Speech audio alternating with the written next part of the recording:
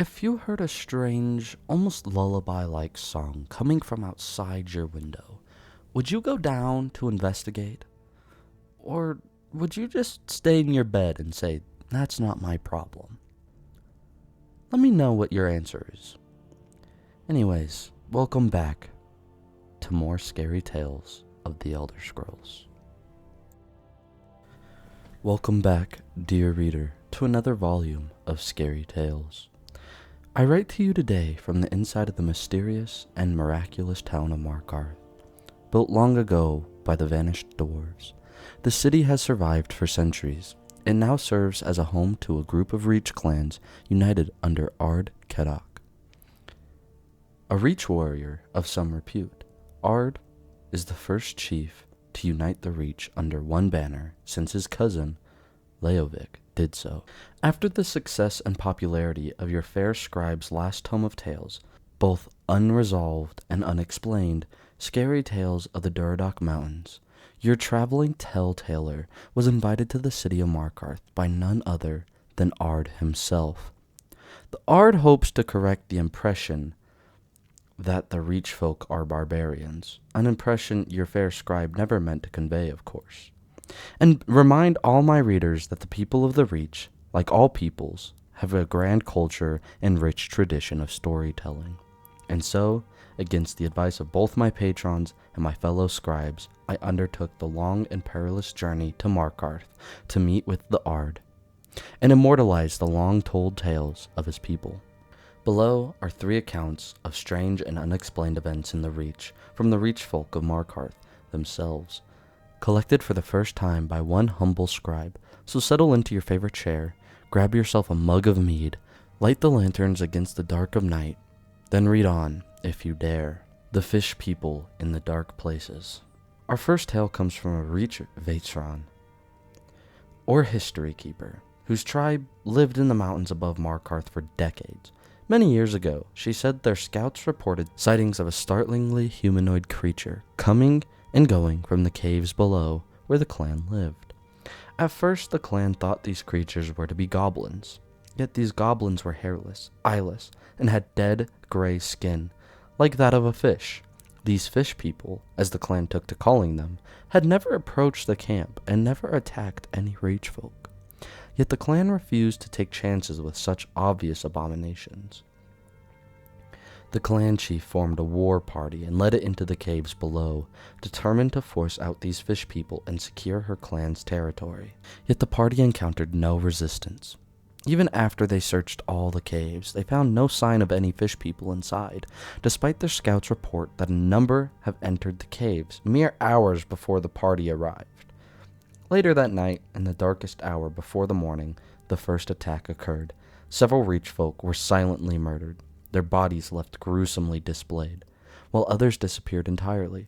Once again, the clan chief gathered her best hunters and strode into the caves. She planned to root out the fish people who had attacked her clan and destroy them. And once again, a full day's search revealed only empty caves. That night, the clan remained on full alert, but no more attacks came. Each night for a few weeks after, the clan posted pickets. Yet no more attacks came, and there were no more sightings of the fish people. More than a month passed before the clan chief finally allowed her clan to resume their normal patrols. And that same night, the fish people struck again. This time, they left the bodies of several elders strung up on the mountain. And worse still, several children vanished entirely, never to be seen again. Enraged by yet another cowardly attack and an assault on most vulnerable members of her clan, the clan chief flew into a righteous fury. They called forth her witches and shamans and summoned additional magic support from neighboring clans. One by one, they sealed the caves below the clan's land. She had them collapse, each wound in the mountain with rage, magic, and force of will. When they were done, there was nothing but heavy piles of broken rocks where the caves once stood. The clan remained wary for many months after, but no more attacks came. No more fish people were ever seen. The clan's chief was wise to seal the caves, yet lacked the vengeance forever gnawed at her and her clan. Who were those fish people, they asked. How were they able to hide unseen in the caves?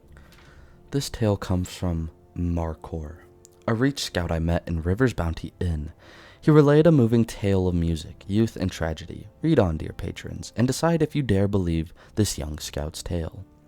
The music beneath the mountain. Most Reach folk shun the ruins left by long-vanished dwarves. But not all. Two young Reach scouts, Markor and Esana, once determined to explore where none in their clan dared tread, they chose to brave the dwarven ruins beneath the mountain and make a name for themselves. So together, they delved the depths of the dwarven cities, facing automatons and worse to prove their courage. It was while exploring deep inside one such ruin, the Reach folk called it Dark Hollow. Though its dwarven name remains unknown, that Ansana had first heard music beneath the mountain. Try as Markor might, he heard nothing, yet Ansana insisted. He heard noise as loud as a storm.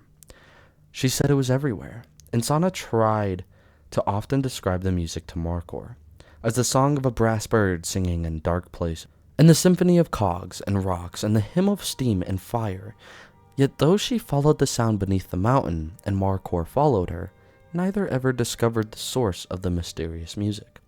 Over time, Markor told me, Ansana became obsessed with the music, humming it, after she and Markor returned to the camp, and even, he said in her sleep, her humming was all but tunelessly yet strangely compelling, and to this day Markor cannot wipe the sound of Ansana's tuneless humming from his mind. Ansana insisted on traveling into Dark Hollow every day, forsaking her duties as a clan scout. Soon the clan's witch mother forbade all travel to Dark Hollow for both Markor and Ansana. The next day, risking the wrath of the witch mother and exile from the clan, Ansana left for Dark Hollow one last time. Though the witch mother forbade Markor from following Ansana, he defied her, certain his childhood friend would not return until she found her quarry. He feared Ansana would lose herself while searching for the music beneath the mountain.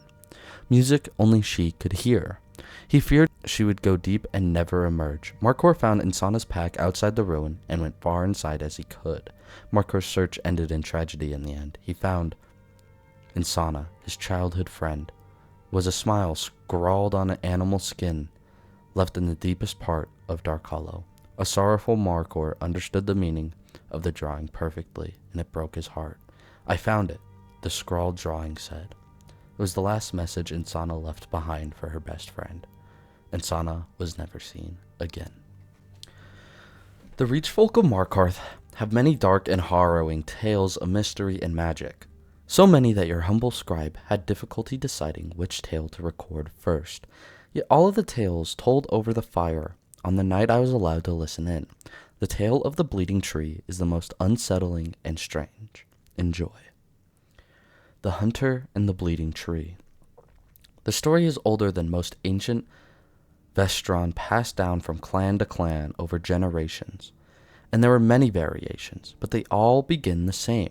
A hunter of the Reach once drew his bow and loosed upon a deer in a dark forest. Yet as he did so, some other animal snapped a twig nearby.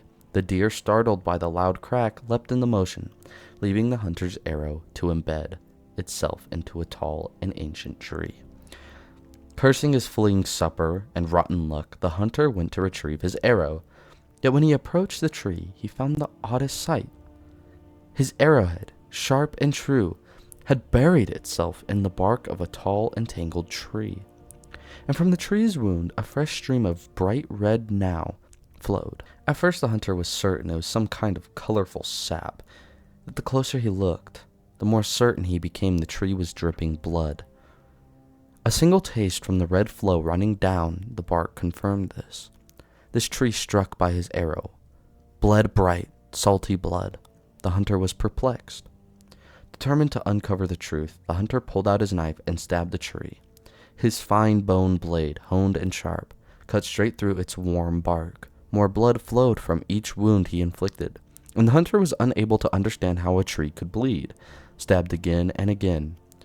Some versions of the tale say the hunter felt guilty for wounding the tree and hoped to put it out of its misery. Others say he flew into a rage upon tasting the tree's blood, driving him into a warrior's fury unlike any he ever knew before. Whatever his reasons, in every version of the tale, the hunter stabs the tree until its wounds are legion.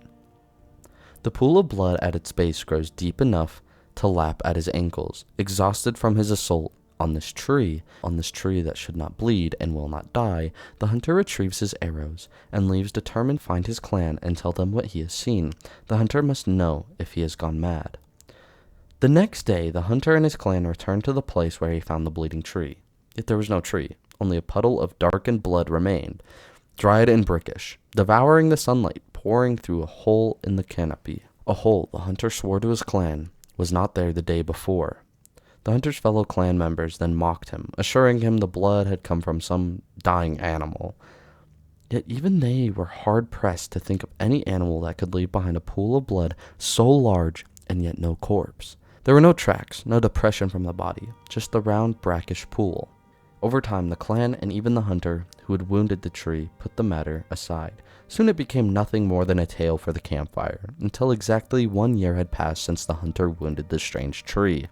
That morning, the other clan members found the hunter in his tent after he failed to show up for the morning meal. They discovered him with his own arrow embedded in his chest. Countless stab wounds peppered his body, and he lay in a brickish pool of his own blood. Yet the clan found no footprints inside or outside the tent, and the scouts reported no one entering or leaving the camp the night before. Cursing their ill luck, the clan chief ordered both the hunter's body and his tent burned, hoping to appease whatever forest spirit had struck him down. The clan left the area and never returned to that particular stretch of the wilderness, wary that someone would find another wounded tree. Hey everyone, thank you so much for listening to these stories. If you've made it this far, if you enjoyed it, please hit that like and subscribe. We're almost to 1,000 subscribers. And I just want to say sorry for the hiatus I kind of put on. I got sick and couldn't really read. But other than that, let me know what your favorite story out of this video was. I'd love to hear it. And what are your thoughts on these stories? But anyways, thank you again for watching, and I will see you in the next video. See ya.